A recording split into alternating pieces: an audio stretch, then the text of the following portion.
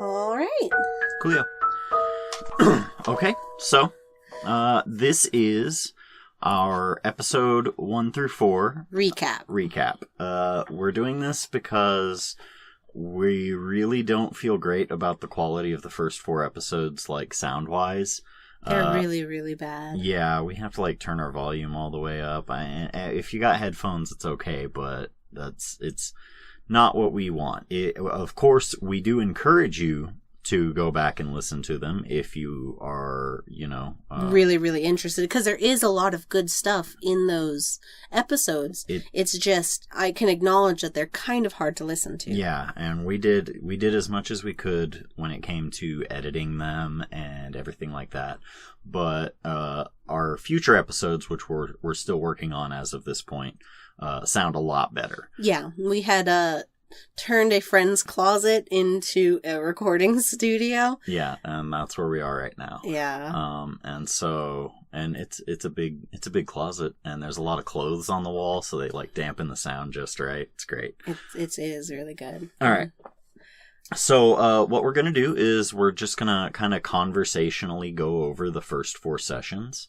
Yeah. And then that will hopefully be enough to catch you up on what's going on in the story of episode 5. So you don't have to listen to 12 hours of bad footage. Is it really 12 hours? Each of them are about 2 to 3 hours, and there's 4 of them. Yeah. Yeah. So, I mean, at the lowest, it's like, what, 6 or 7 hours? 8. And at the highest? Like 8. Yeah. Yeah. All right. So, the first episode, entitled Chrysalis, we pretty much introduced the city. Mm-hmm. We introduced a few setting elements. If you are not terribly familiar with Changeling the Dreaming, there might be a little bit that you're missing. And you know what? I was thinking about it earlier. I was thinking about doing, like, another video where we just talk about, like, Changeling the Dreaming and what everything is, maybe houses, the difference between commoners and nobles, things like that. Yeah, we could do that. We could do that here in a little bit. Yeah. And so, but yeah. On a different recording, of course, but... Oh, yeah. Yeah, 100%. Because, I mean, if you're not super, super familiar with the setting, a lot of it can be really confusing. This is my first Changeling game, and I'm still trying to get used to the change from, like, vampire and stuff. Yeah, we've played a lot of vampire. This is both of our first Changeling the Dreaming game, and I'm sure I've messed up some stuff on how certain things work. Oh, yes, there's no way we haven't. But... yeah, we're just going to keep doing it because I think we're having fun the way that things are going. And, I haven't seen anything that's led me to think that we're doing it way, way wrong. This might just be tonally a different sort of Changeling game than what you might be used to, I think. Because I've listened to a few different Changeling the Dreaming related materials, and they don't focus on the autumn world quite as much as we do. Oh, they have a lot of like adventures in the dreaming. There's a lot of adventures in the dreaming. There's a lot more near dreaming stuff. And everybody's much more I don't know. I'd say a little less grounded in the world and more grounded in their Fey selves world. More grounded on the chimerical aspect of things. Yeah. And so, whenever I see like nobles and stuff and they're only ever their noble selves, and that's understandable because Autumn She are only recently a thing. Yeah. As of Changeling 20th. You tend to only see them being, these monarchical autocrats. Because they're so weak to banality. Yeah. And that makes sense because of the way that they do their thing. Anyway, so the first episode, we introduced the setting of Point Avalon, which you can see in the Yours to Keep book, it's an actual out there thing that they put out with the Changeling 20 Kickstart. I picked it up because I was like, oh, okay, cool. This will be a good example of what a Changeling game might look like. And I really liked it, and I liked it. Yeah, we actually used it for the second session. Yeah. The first session was mostly introductory because it was my chrysalis, but the second session was 100% taken out of the Yours to Keep module. It's the little module at the end. And so the first one really was just a lot of introduction, and it was an introduction of Adelaide before Luminalux, her fairy self, appeared and bloomed. Yep. And she kind of, in that episode, we've established her routine, kind of what it was. And so that way in later episodes, you can see how the routine has been altered. Yeah. She would wake up in the morning, and her house was this, beautiful house made by her architect brother, who is, her architect brother is Louis. Her name was Adelaide. Mm-hmm. Adelaide Francois, Louis Francois, and they lived in a beautiful, beautiful house. Mm-hmm. And so a lot of time was spent talking about, describing everything and getting all of the little intricacies down. Yeah. I actually, even though the quality isn't great, I still pretty highly recommend listening to the first episode anyway. It gives you so much setting stuff. Yeah. It really does. And so, yeah. And so we went in and we introduced the mortal side of the setting of Point Avalon. Yeah, we talked about the boardwalk, the beach, the businesses. Lots of festivals, especially during the summer, because it's in West Virginia, which... Not West Virginia. I'm sorry, not West Virginia. It's normal Virginia. Regular Virginia. We live in Texas. Don't tell people that. And so it's one of those coastal towns where it is only alive in spring and summer. Mm-hmm. And so it's kind of a little bit like a party town during those months, but not during those months. It's dead. It's a pretty quiet little burg. Yeah. It is pretty much the ideal. Like, it's that perfect, idyllic little a lot of white people live there.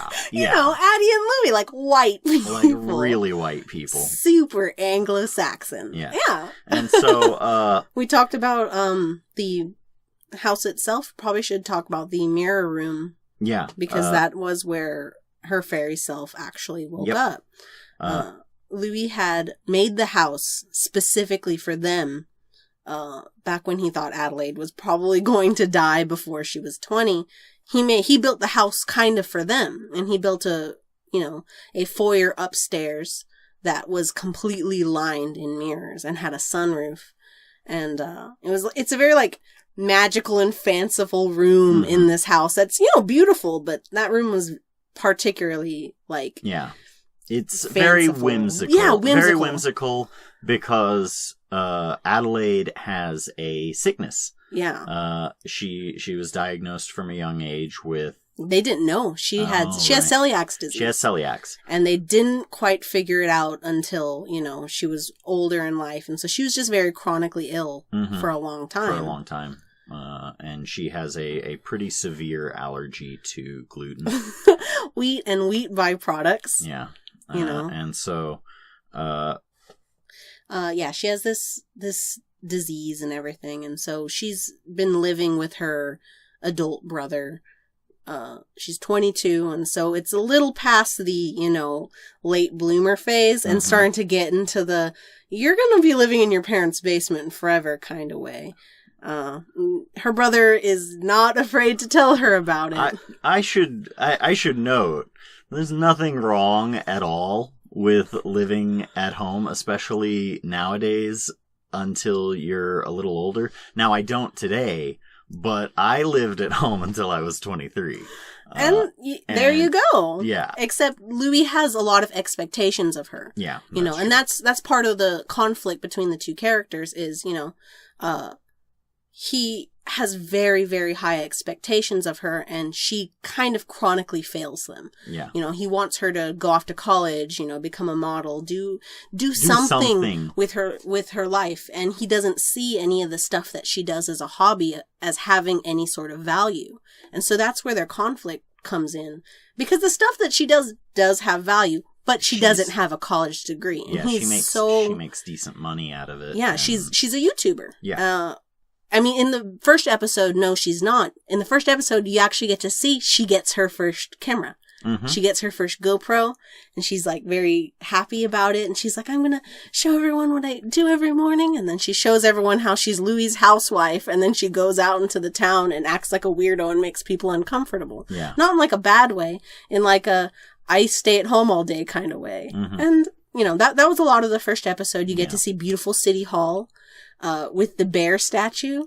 That's where Louie works. Louie's the city planner for the town of Point Avalon. And, due to his influence, the town has a couple whimsical street names that probably wouldn't be there if not for him, but he's not that man anymore. Yeah, he's a piece of shit. He's a very banal fellow. He used to have something. He used to be a lot like Addie. Yeah, he used to have something sort of magical about him, but it has been taken from him and crushed by this cold, uncaring world. But yeah. And so at the end of the episode, I start hallucinating through this episode. Yeah.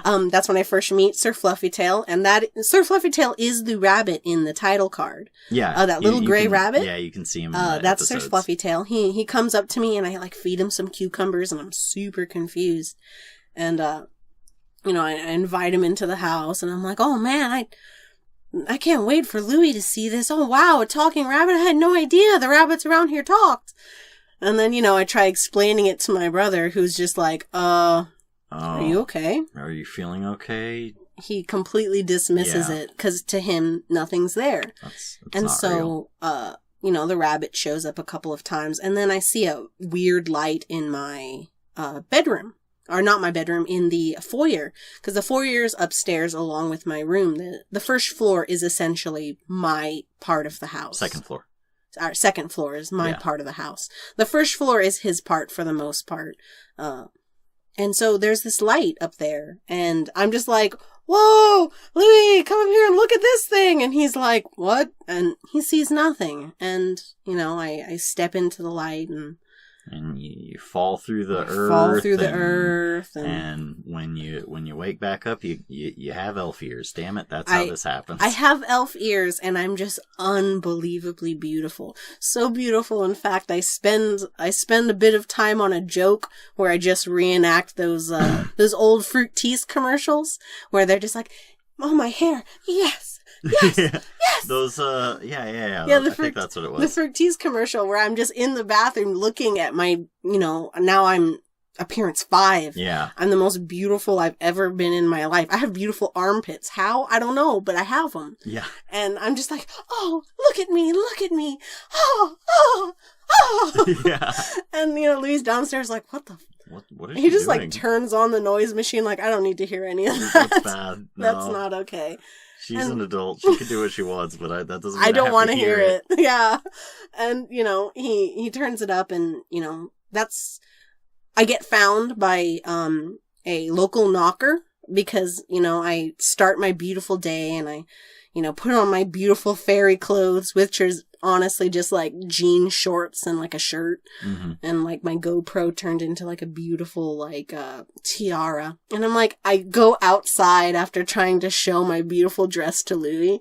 And he was just like, what are you doing? Because I'm just like, look, you notice anything different? Do you notice anything new about me? And he's like, you're wearing the same clothes you wore yesterday, Addie. That's kind of gross. And I'm like, oh, okay. I'm crestfallen. But yeah. Normal mortals can't see what has become to a changeling upon their awakening. Yeah. They just seem like themselves. Just sort of seem like themselves. Addie sees this beautiful dress and everything. And Louie's just like, man, I sure hope she hasn't started doing drugs. That's kind of what it seems like. She's hanging out with a lot of, what if she goes to hang out with the carnies? Which is funny because I actually do end up hanging out with carnies later. But I get found by knockers, and that's kind of how the carnies come into it. I get found by the local changeling population. Lord Tierson, who's over in he's up in the Cresthaven. The northern side of Point Avalon, which is sort of like the more like this is where a lot of the vacation homes and things like that are for the city.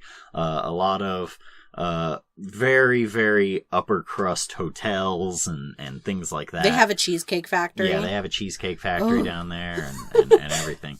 And so Point she's Avalon's introduced to Point Avalon's local count. Mm-hmm. His name is Lord Tierson. Yep. And I get to meet him and Anessa. Yeah. And his beautiful Selkie girlfriend. Yeah. And they kind of tell me what I am very briefly before we cut off. Yeah. And, you know, we end that with saying, yeah, I went through my seining. Your chrysalis and then your seining and all of those fancy, wonderful terms. Yeah, and I'm so sorry to people who have no idea. Chrysalis, I'm a fairy. Seining, they told me what my true fairy name is, and it's Luminalux, and I'm beautiful. Mm-hmm. And that's where we start out with the second session, where they had given me control of the Point Avalon freehold. Yep. And so I'm the only she here aside from Lord Tierson until the second episode. Well, there's also Keelan. Oh, yes. Keelan was in Deepwood Glen. Mm-hmm. And so it went to me, and so it starts off with, you know, I'm responsible for this thing. Yeah. And basically the Point Avalon freehold is like this to a normal person walking down the beach.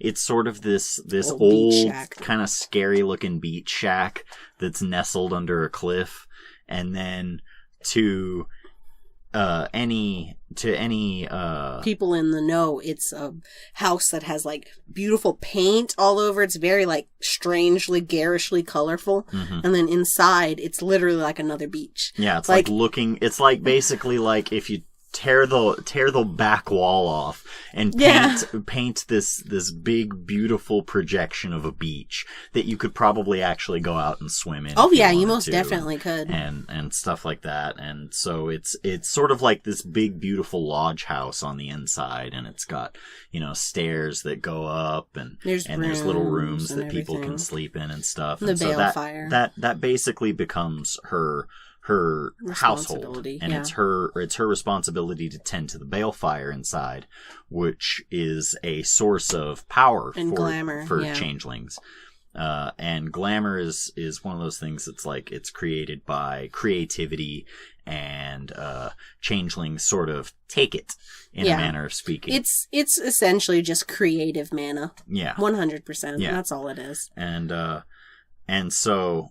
Changelings take it from people, and that's sort of a lot of what changeling politics it revolves around is the control of glamour and who has it and who doesn't. Mm-hmm. And that sort of leans into the big conflict in this session. So in the second session, we get introduced to a lot more characters. There's Joshua is the point of the whole second episode.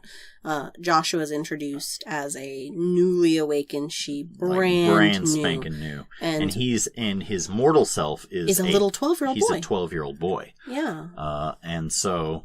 They're all sort of what they do is they sort of introduce him. They take you under their wing for about a year, because after the second session, like a whole year has passed. Yeah, it's been a year because I've been saned and everything. Yeah, and your seining is basically them saying, okay, I recognize that you are responsible enough to do your duty by you know, this kingdom and by these people, and these are your oaths, and you swear to uphold them. Yeah, because the seining only occurs after they figure out who you are. Mm-hmm. They can't do any of that unless they know who you are, and then they can treat you accordingly. And so he has none of that yet. And we were going to throw him kind of like a little party, like a welcome. We want to make him feel more at home. And so Lord Tierson asks me to plan like a little get-together. It's like an introduction, almost. They kind of did the same for me, I imagine, off-screen. Yeah. And,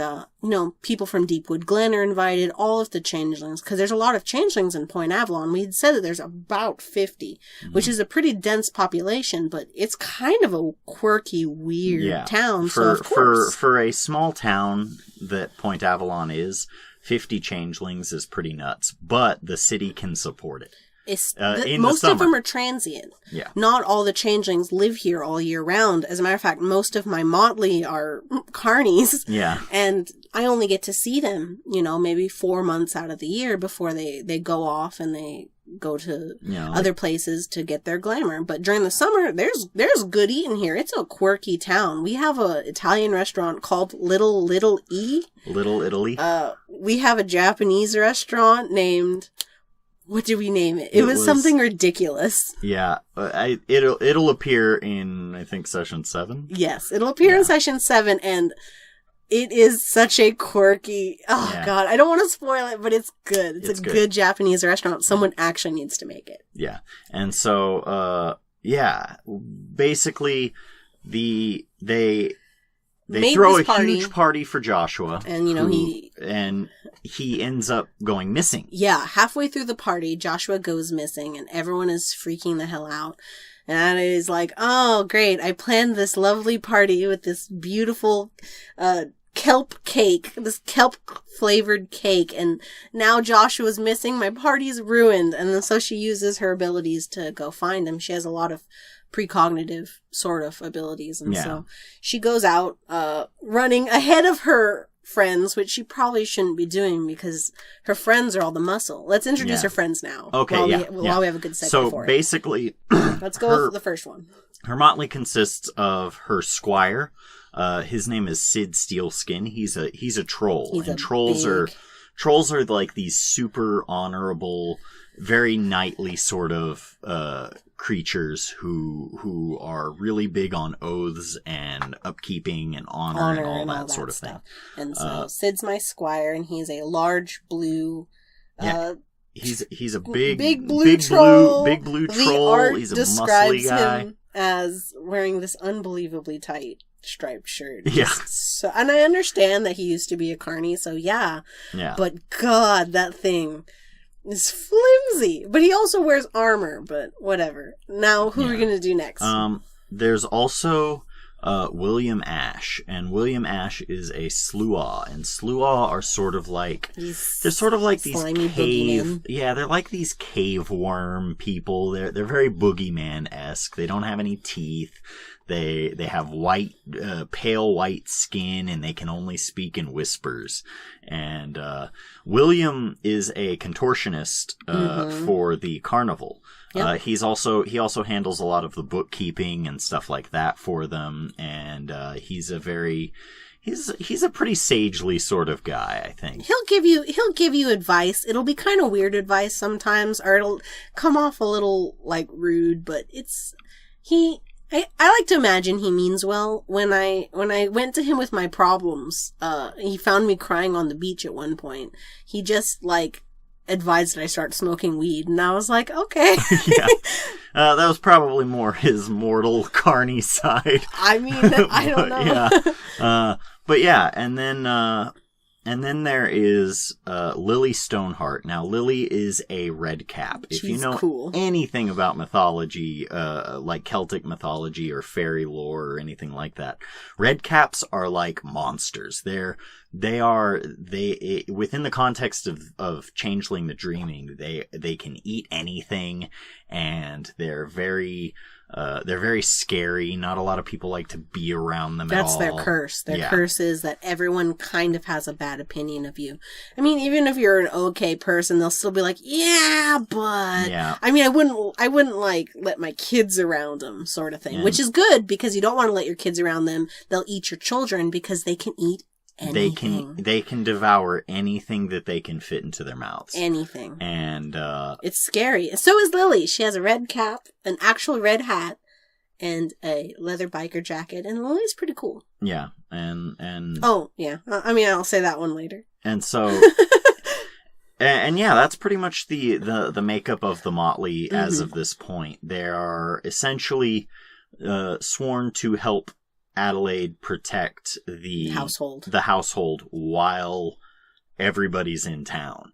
So they'll basically be they're the first to arrive and the last to leave. In defense of the Point Avalon. Freehold. Yeah. And so. And so I take my friends, I take my Motley, and I kind of go ahead of them because I used an ability I had where a fairy light would take me to someone, and I get dragged all the way out to a warehouse. Yeah. And on it's like kind the of south side of town. It's it's in might be like some kind of fishery, but no, it wasn't. It was a storage warehouse. It was a storage because warehouse. knockers used to work there before they got kicked out. Yeah. And so I had gone there, but there was guards out front, which is super unusual because usually this place, knockers go there to hang out because the place has so much natural glamour. And knockers like to build a lot of stuff. Yeah, they're like little mechanics and shit. Yeah. So I go there and I have to get past the guards. And I do with my parents' 5.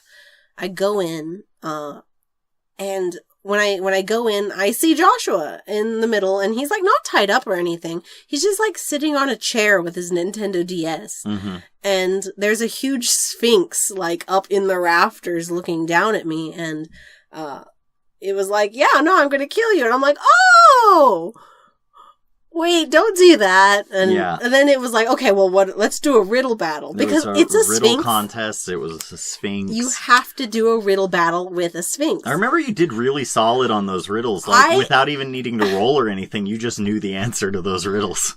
Yeah, it told me the riddles, and I knew all of them. I had never heard those riddles before. Yeah. And that one really just blew me the hell away. Yeah. And then I gave it a riddle in exchange for trying to let me out, because after it finished, after I finished beating it at riddles, it was like, well, that was some fun before I kill you. And I'm like, that's such bullshit. And so, my friends bust in, and they're fighting with the guards. A gun goes off, like it ricochets off the ceiling, and everyone's like, oh shit. And I take Joshua and I run to the door, and it blocks me. And I'm like, oh shit. Cause Adelaide is not statted for combat at all. At all. It is, her attributes in strength, dex, and stam are her lowest attributes. And so I challenged the Sphinx to a riddle contest. And if I win, all my friends can go and it can't hurt us. And it accepted. And, we rolled, and I told a riddle, and I won, and I left. Yep. And it was very, very satisfying. I was like, oh, wait. Wow. In my experience, usually I would just die and have to, roll up another character because it's like, oh, you didn't stat right. That kind of thing. And so by the time you reach the dragon. Beach, yeah, there was a big chimerical dragon going on while fireworks were shooting, and it was off in the throwing background. Fire at pedestrians, and fairies are like, "What do we do?" But humans don't see it. Humans don't see it. They're not affected by it. It all just it was. They were able to blend the battle in to the background celebrations. Yeah. And so, it didn't, violate any laws of secrecy or anything like that the Changelings It was just a bunch of people, swinging at nothing. Yeah. And with their carnies, they do that all the time. Yeah. And so, I'm sure someone thought it was some kind of performance or something like that. And it ended up being a pretty decent situation. They stopped the dragon, and then they found that 3 of the local troublemakers had boarded themselves up. So let's introduce the bridge trolls. Yeah. The bridge trolls had shown up before this. Yeah, they showed up during my party, and they were kind of mean to me, but I still made them gifts anyway. Yeah. And so let's introduce the bridge trolls. They'll be important. The bridge trolls are that's our affectionate nickname for the characters Shadra, Cardis, and Maddock. Shadra is also a red cap. She's Very a red spooky. cap, but she's like a really mean red cap. Yeah. She's sort of the de facto leader of the group just through like intimidation and strength and stuff like that. And she's very strongly politically minded. Yeah. She is maybe not the smartest, but she has a lot of passion. She makes up for it with like passion and how much she like legitimately cares about her and her friends standing in the city. Yeah. Because they come from an area where there really isn't a whole lot of glamour. They come from a pretty it's like the poor area of town. It'd be the south side. Deepwood Glen isn't a great place. Yeah, it's kind of it's a much rougher area, and it's where Keelan is from. We didn't introduce Keelan either. Right. I'll tag her on the end of this. Yeah. So, the Clericon? Yeah, and so Cardis is sort of the face of the group. He cares just as much as Shadra does about their things, but he's not like going guns a-blazing. He's more like, hey, you guys are being dicks. Even if they're the ones being dicks. Like, yeah. He's much more likely to talk things out with you. Mm-hmm. And then there's Maddock, who just kind of tags along with them. He's a puka, and pukas are fae that have an animal attribute on them, and he's kind of this mole-ish looking fellow. He's really gross looking, and he does all these like dumb practical jokes and just tries to like distract. Usually he's run as like a distraction play while Shadra and Cardis are off doing other mischief, important stuff. And so they had holed themselves up in the house. Mm-hmm. They barricaded the doors. They weren't letting anybody in. And it was so great. Like, as I was going there, Sid was like, I'm going to stay behind and fight the dragon. And Lily stayed behind too. And they're like, take William, who is not equipped to fight or whatever. But I didn't know that at the time. I go up and I see Maddock. And I'm like, Maddock. And he's like, oh. Yeah. I'm like, I destroyed your Sphinx single-handedly, Maddock. And he freaked out. Yeah. That was a lie, of course. It was intimidation. So he runs over and like bangs on the door and is like, she's gonna kill me, guys! Open up! And they're like, who? Adelaide!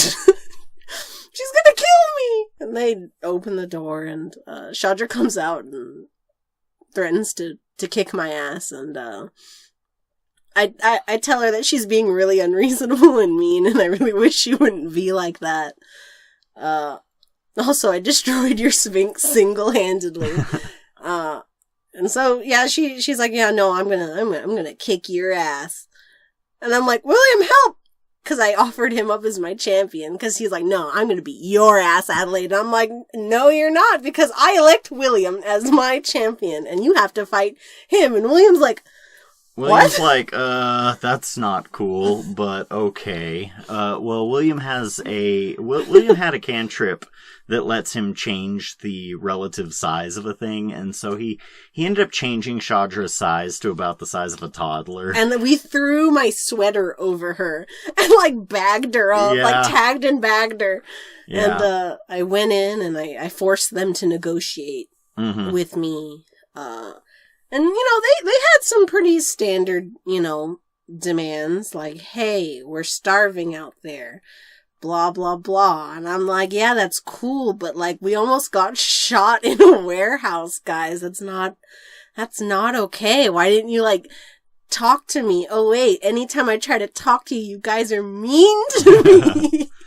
So we end up having a deal where, they can come and sleep at the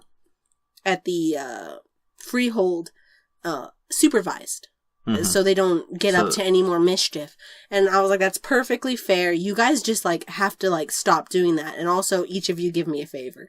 And so they all gave me a favor, which I haven't cashed yet. I think you cashed in one of them, didn't you? Shadra cashed it in immediately. She came up to me after Lord Tierson sealed the whole thing, sealed the promises anyway, and said, hey, the coup wasn't my idea. Someone gave me all the stuff to go do it. Right. And I was like, what? And she was like, yeah, I don't know who it was. It was like a girl's voice, and it was on the phone. They didn't give us a lot of details, but they told us about the warehouse, and they told us about the Sphinx. And I was like, okay.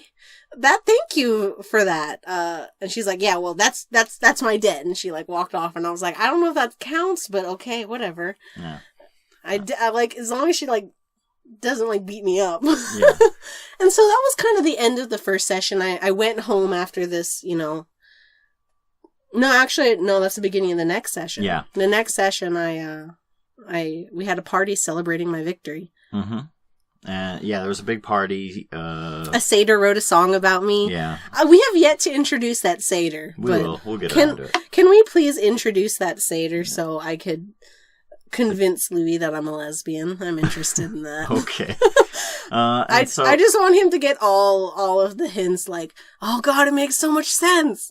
Yeah. And so the next episode was episode 3. Yeah. Basically, Louis noticed that something's wrong at this point. It's been a year. It's been about a year, and the thing is that Louis' demeanor sort of makes him poisonous to Adelaide. Yeah. Like, on a very real level. Changelings can't really tolerate the mortal world. It is much too fixed, much too static, much too banal for them to ever really be unscathed by it. And so he himself is he's a very banal person. And so Adelaide naturally has been avoiding him. You know, it used to be she would spend more time, you know, when he would come home from work, she'd spend time with him immediately. Now it's like in the morning, she gets up, she does all the, you know, chores and, you know, makes his lunches and makes breakfast and then like squirrels away and doesn't see him. She like might see him from the stairs and like wave because the house has almost become like divided in a way. You know, the bottom half where Louis' room is and where he hangs out is it's heavy. But upstairs where Adelaide spends all of her time in her foyer where she awoke as a changeling and her room is tolerable. But, like, there's a definite divide halfway down that staircase that she can feel, like, it weighing down on her. And so she has been avoiding him. And has been avoiding, like, the talks about college. Like, she will, like, just leave the house. Like, just like, I have to go! And run. Yeah. And he's noticed it. And, like, he's noticed it for a while, but thought, okay, well, maybe she's going through, like, a phase. Maybe something's happening. She doesn't want me to know about it. Yep. And so he left it alone for about a year, but he confronts me about it. Because I come home from a 12-year-old's birthday party filled with carnies, and he questions me about it. Yeah, and so he's worried that she's into some like drugs or just like this really bad scene. And they have sort of a little heart to heart, and they go out to eat. Yeah, they go to a fondue restaurant, which I don't know if we gave it a funny fondue themed name, but we probably did. Yeah, I think we probably did. I think we might have. Didn't. I don't remember what it is off the top of my head. I'm just thinking of so many good ones. Yeah, anyway. But yeah, we go to one of my favorite restaurants. Fondue. Anyway. Fondue. How would you not just make it fondue? Yeah, fondue. Anyway. We go to one of my favorite restaurants because he's like, oh, I want to hang out again. And I'm like, okay, I'll do it. Because I miss him too.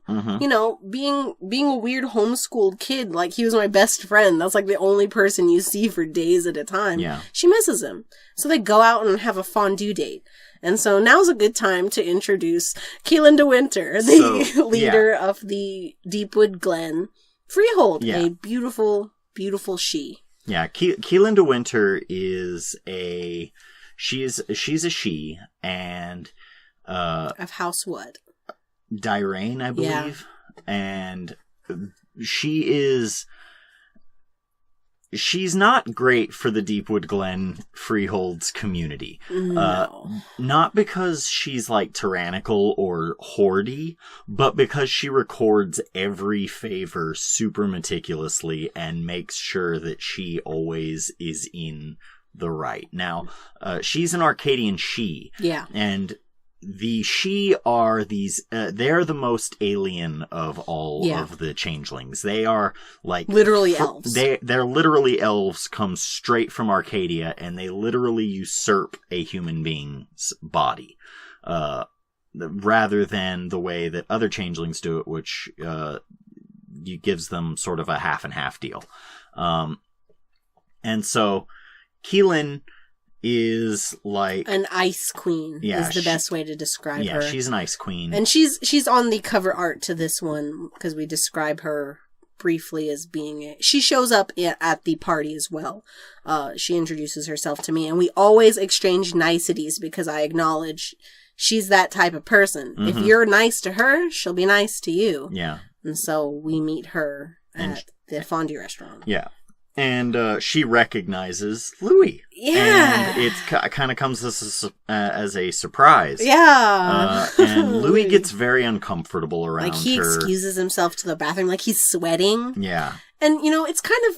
It's not super surprising to Adelaide that, you know, they bump into his ex-girlfriends. Louis, honestly, canonically goes through a lot of girlfriends. Yeah. And he's an ice king. Honestly, they were perfect for each other. Yeah. But yeah, he goes to the bathroom and leaves me alone with her. Mm-hmm. And she's just like, oh, so what's up with that? And I'm like, my brother? And she's like, oh, yeah, well, and I'm like, is this weird now? And we like both kind of like acknowledged it doesn't kind of have to be weird. It's weird, but like it doesn't have to be weird. Yeah. And so it was an uncomfortable conversation because I could definitely tell Louis didn't like. He was like, let's go. Yeah, he eventually was just like, hey, let's go, let's get out of here. Yeah, so we get into the car and he like spills that they used to date and like she fucked him up. Yeah. He basically had worked really, really hard. And he enjoyed her. He was like, of course, she's really infatuated with her. That's how it is. You love them. He was really infatuated with her. He was really into her until she destroyed something that he had worked really, really hard on. This is one of the ways that changelings can harvest glamour from somebody. Yeah. And it can be a very damaging way. It's generally considered to be pretty bad. Like even unseelie who are unscrupulous about glamour harvesting are like, don't do that because it's wasteful. Yeah.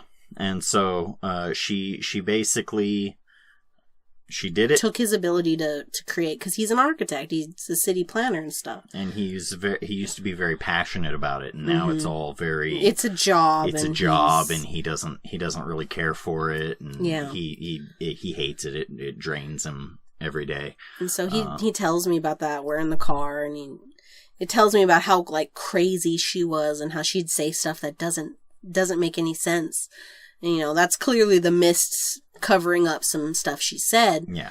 And, because anytime a human sees a blatantly supernatural fairy it'll cover it up. They get affected by the mists, and the mists sort of makes them forget or misremember. It blurs events. It a little. It's the way that they can protect themselves. Yeah. And he just tells me all about it in the car. We both cry in the car. And then I go home. Well, we both go home, and I go to the beach to cry. Mm-hmm. And I think that's when William showed up. That's when William showed up, and I had my GoPro with me, and so I got our car conversation on camera, and I showed William, and he was like, "That's tough." Yeah. And he suggested I smoke weed and forget about it. And I wept some more. And then I ran to Lord Tierson and like wept some more on him and showed him the video. And he was like, "Oh, that is tough, Titty. But, yeah, you know, you should consider moving out." And I'm like, everyone always says that, but I can't. Yeah. And I show him, and I start questioning whether or not it's reversible. Mm-hmm. And, he says it's possible. I mean, I don't know. He says he's never heard of it happen, mm-hmm. but just because he hasn't heard of it happen doesn't mean it can't happen. Right. And he was like, but that's dangerous. You can hurt yourself doing that. And, I think I did a brief speech on being a member of House Fiona, and there's nothing more honorable and worthy than risking your life and safety for the person you love. Mm-hmm. And it was very beautiful, and he started to cry, and I think we hugged. Yeah.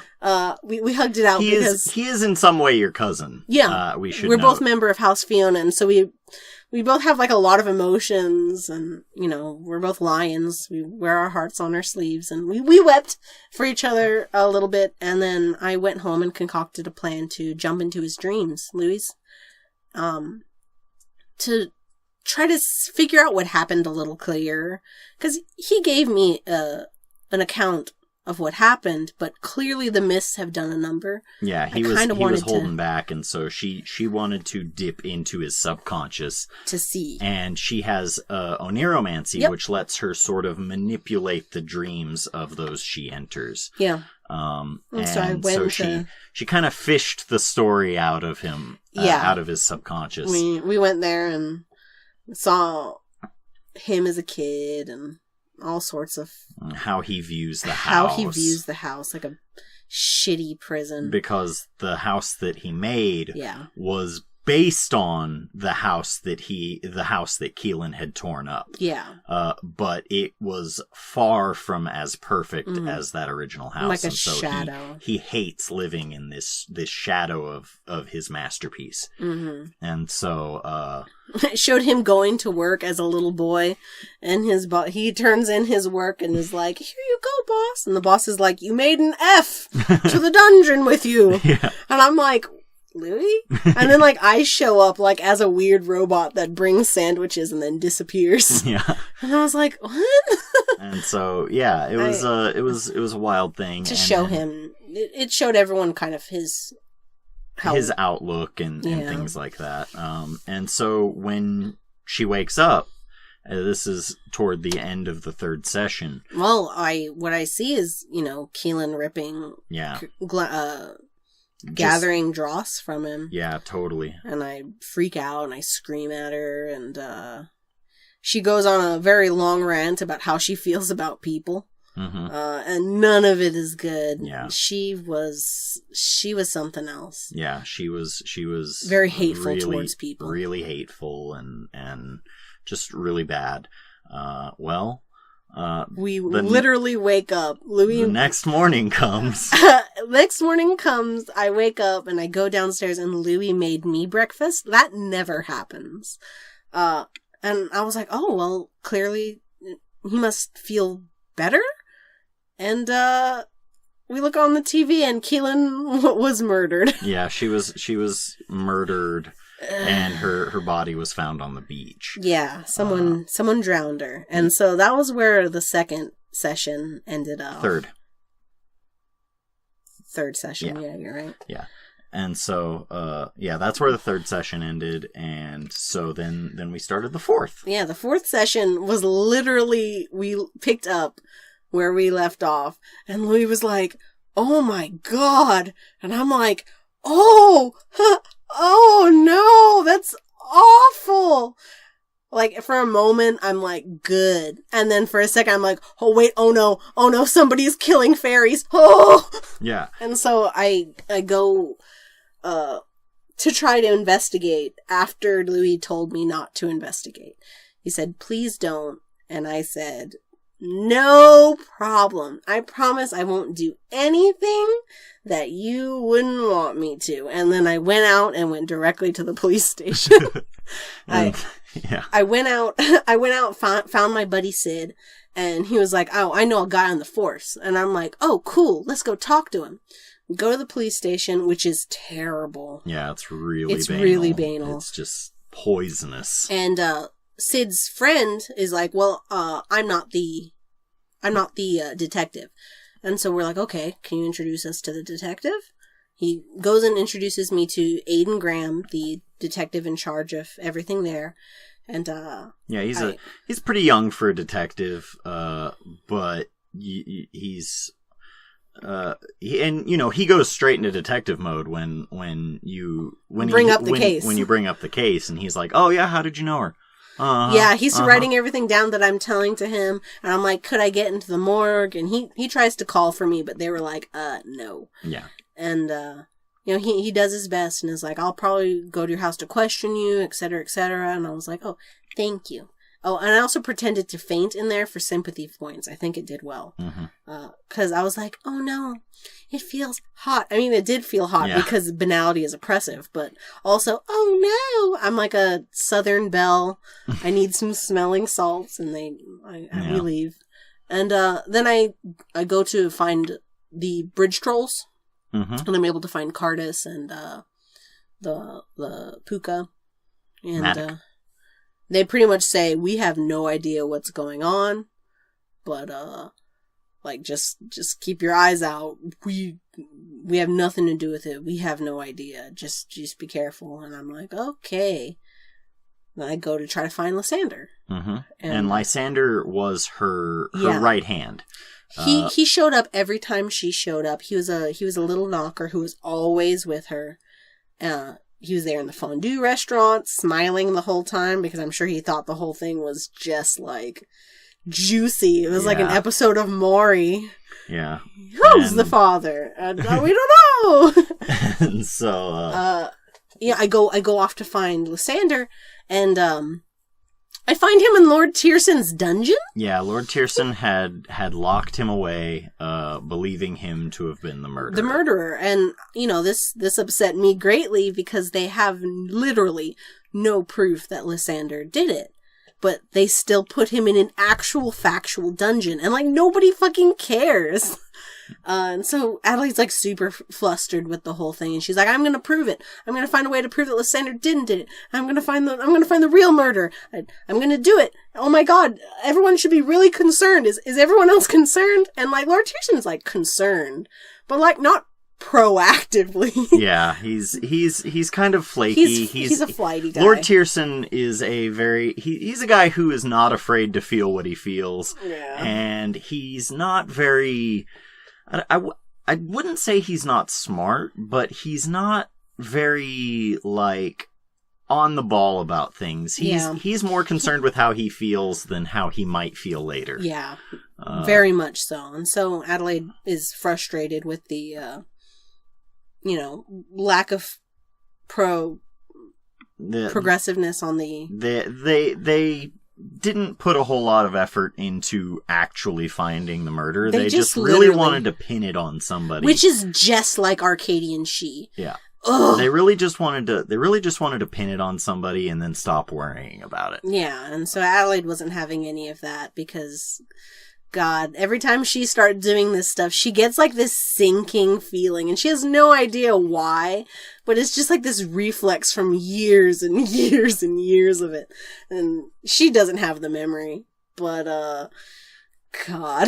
Yeah, she's starting to sort of develop the feeling that maybe the She are bad. Yeah. And she herself is an autumn She. Yeah. Which is basically like a She, but they did the reincarnation cycle like... Just like normal like a normal changeling.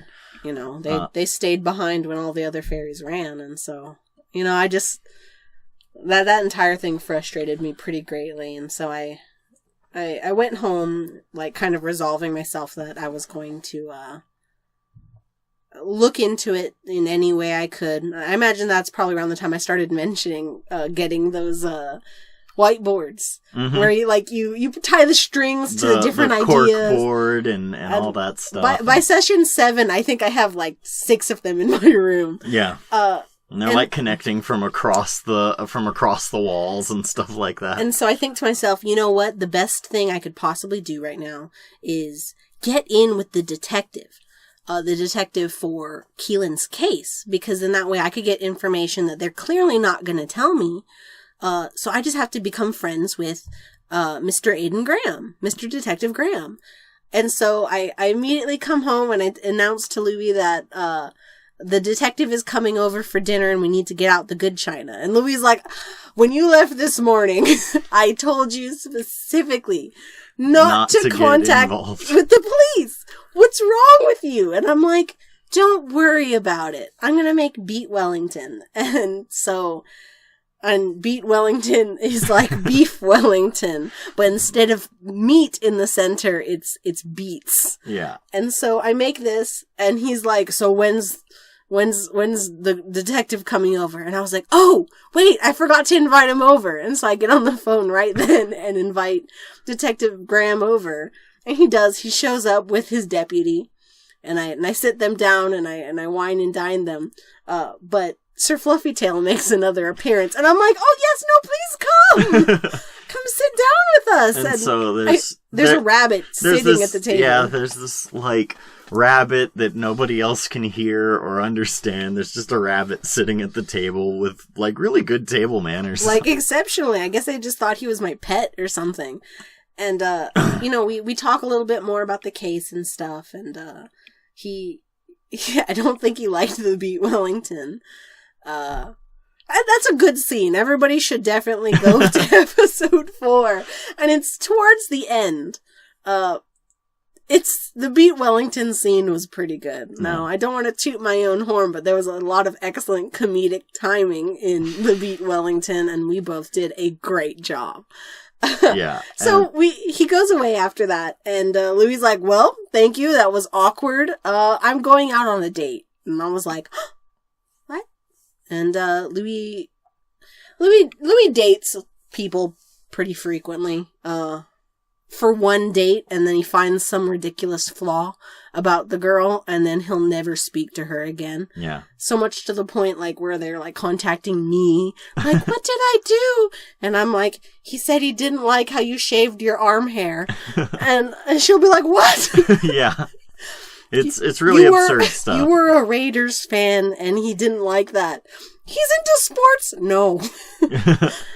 Just like these strange, nitpicky things, and he's like, no, I'm not going to deal with it. Yeah. And so I was like, oh, you're going on a date, which normally would be fine, and I'd be super excited about it, but there's a murderer afoot, and so I hire my red cap friend to stalk him. And get Lily to follow him around during the date. I tried to get William to follow him, but William was like, I'm not going to do it. No, ask Lily. And I was like, fine. So I asked Lily, she's like, I'll do it for $300. And I'm like, sure, no problem. And so I have Lily stalk them to the Red Lobster. And, she's like, what's good here? The chicken? And then I'm like, I don't know. And then Louis like, hey, what's good here? The chicken? And I'm like, I guess. Yeah. And so, yeah. They send me pictures of her, and I'm like, oh, that's fine. And then, there drops the first time it's exposed to everybody that Addie steals money. Yeah. Which is something that happens quite frequently as time goes on. Mm-hmm. That I went into his safe and was like, let's see, what's the, your birthday? No, of course not. It's my birthday. Boom. Gotcha, sucker. What's in here? Your birth certificate? Your social security card? I don't need those. I already have those. Yeah. And so I pay Lily $300 to stalk Louis on his own date. And so that was pretty much a summary of the first 4 sessions, and this was pretty timely. We got pretty close. How much is it? Well, we're sitting at 57 minutes right now. Yeah, it'll be about an hour. Yeah. So people can listen to an hour instead of 7 or 8. 8 to 12 hours. I'm trying to think of any more important things that will be necessary to other to the future sessions. And I think we covered everything pretty well. We covered all of the characters pretty well. We described everybody. We described Keelan and all of the supporting cast. We described the town. We didn't describe Addie's job after session 2. In session 1, she was definitely unemployed. Yeah, she was just starting her YouTube channel. Yeah. And by the time we pick back up, she's doing all right for herself. Yeah, I have a couple thousand.